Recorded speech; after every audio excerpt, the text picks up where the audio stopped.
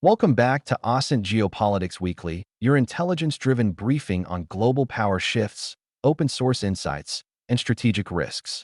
I'm Gianluca, and you can find more analysis at osintinvestigate.com. Today's episode covers the critical week from April 6th to April 12th, 2026, a week where geopolitics didn't just influence markets, it dominated them. Segment 1. The Iran War. Escalation and Uncertainty. This week, the central geopolitical axis remains the ongoing war involving Iran, now stretching into its second month and reshaping global risk calculations. The most critical pressure point? The Strait of Hormuz. Markets and governments alike are reacting to the possibility of disruption in one of the world's most vital and nifty choke points. Oil prices surged above $110 earlier in the week as tensions escalated and deadlines were issued regarding reopening the strait.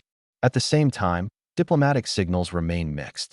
There are proposals for a 45-day ceasefire, reportedly involving regional mediators like Egypt and Turkey, but no clear commitment from the main actors. From an OSINT perspective, this is classic information ambiguity warfare. Military pressure on one side, diplomatic signaling on the other, and markets reacting in real time. Segment 2. Energy, Markets, and the Kinetic Risk Premium. This week confirms a key concept. Geopolitics is now the primary driver of global markets. Analysts are calling it a kinetic risk premium, where asset prices are no longer driven by fundamentals, but by the probability of conflict escalation. Here's what we observed. Oil volatility tied directly to Hormuz risk.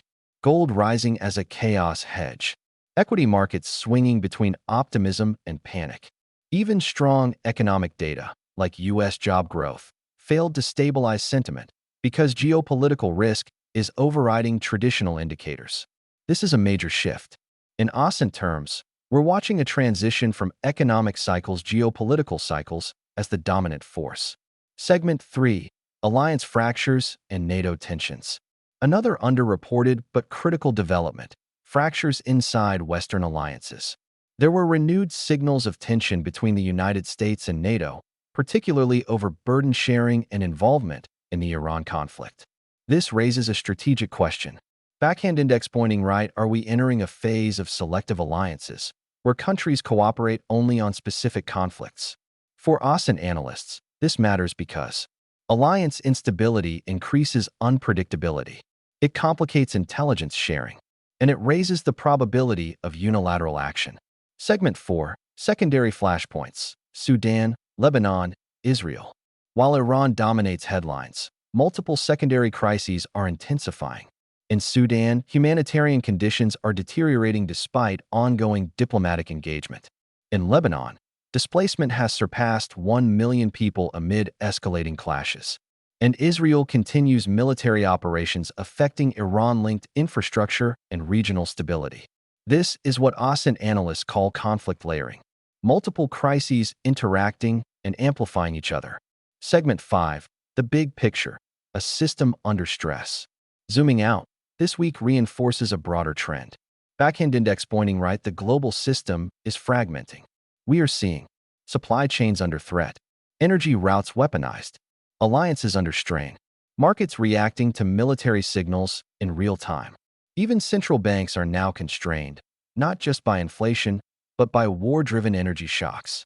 This is no longer just geopolitics influencing economics. This is geopolitics controlling economics. Final thought.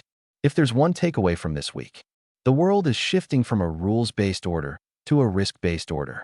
And in that world, information, especially open-source intelligence, becomes your most valuable asset. This has been OSINT Geopolitics Weekly. For deeper analysis, tools, and investigations, visit osintinvestigate.com. I'm Gianluca. Stay informed, stay analytical, and I'll see you next week.